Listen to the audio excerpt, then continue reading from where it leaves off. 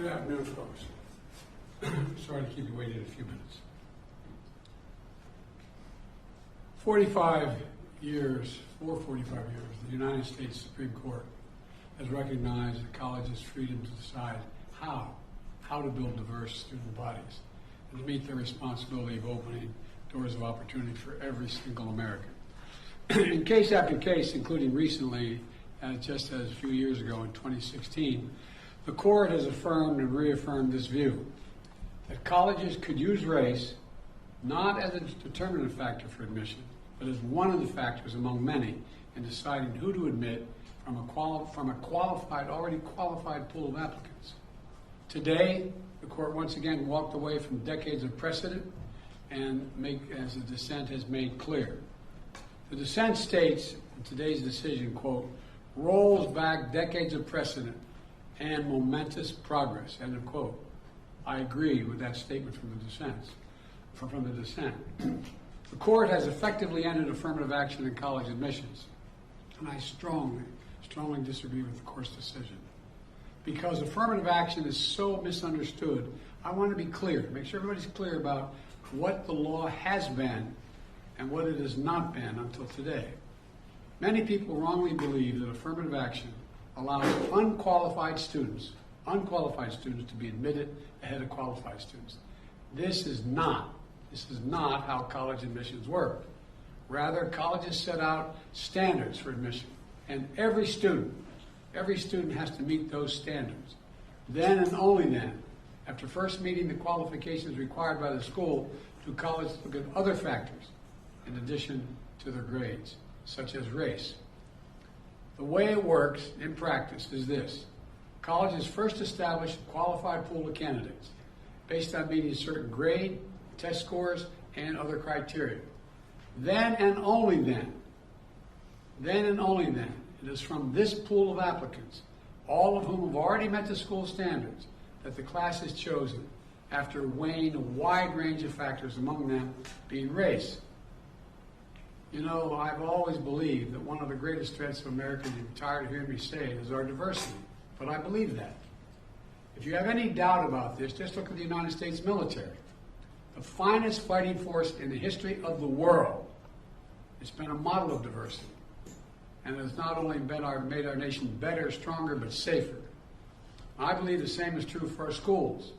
I've always believed that the promise of America is big enough for everyone to succeed, and that every generation of Americans, we have benefited by opening the doors of opportunity just a little bit wider to include those who have been left behind.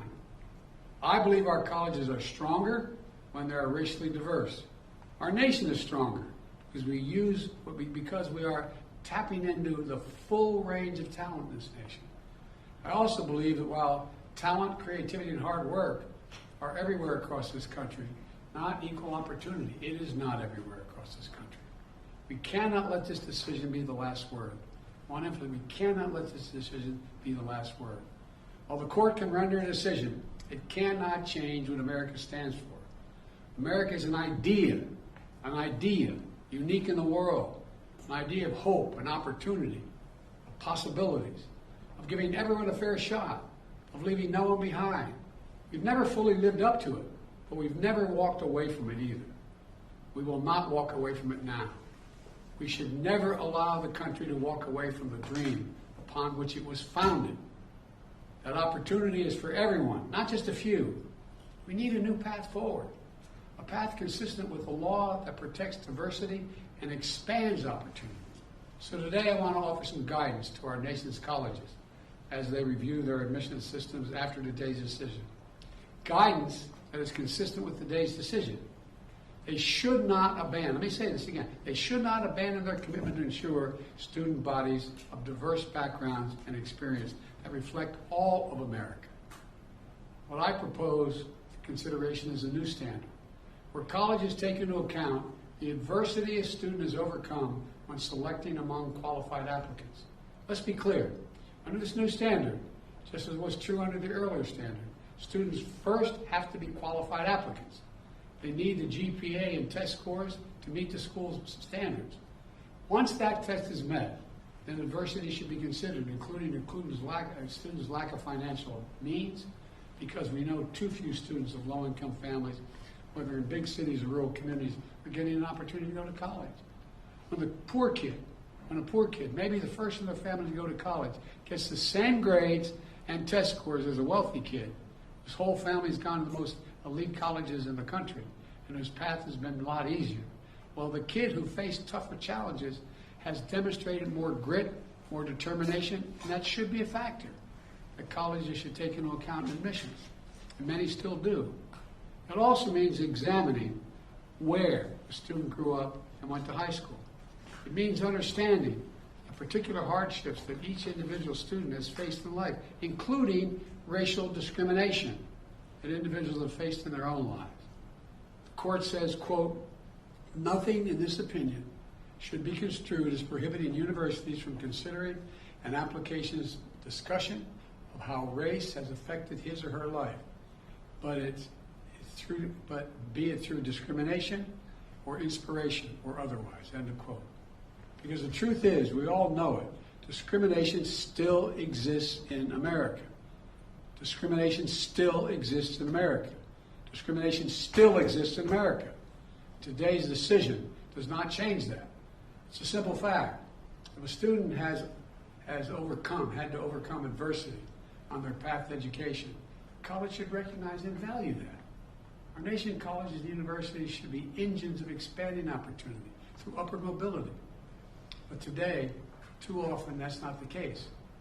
Statistics, one statistic, students from the top 1% of family incomes in America are 77 times more likely to get into elite college than one from the bottom 20% of family income. 77% greater opportunity. Today, for too many schools, the only people who benefit from the system are the wealthy and the well-connected.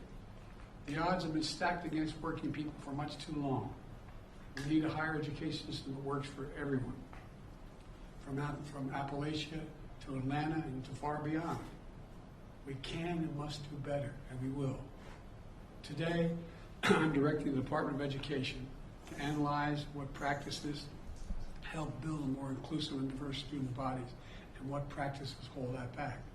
Practices like legacy admissions and other systems expand privilege instead of opportunity. Colleges and universities should continue their commitment to support, retain, and graduate diverse students and classes. Companies who are already realizing the value of diversity should not use this decision as an excuse to turn away from diversity either. We can't go backwards. I know today's court decision is a severe disappointment to so many people, including me. But we cannot let the decision be a permanent setback for the country. We need to keep an open door of opportunities. We need to remember that diversity is our strength. We have to find a way forward. We need to remember that the promised America is big enough for everyone to succeed. That's the work of my administration, and I'm always going to fight for that. And I want to thank you all. And I know you've been told I have a helicopter out there waiting to go up to do an interview in New York. I'll be talking more about this live interview. But thank you very much, and we're going to have plenty of time to talk about this. But we're not going to let this break us. President Biden, the Congressional Black Caucus said the Supreme Court has thrown into question its own legitimacy. Is this a rogue court? This is not a normal court. Should there be term limits for the justices, sir?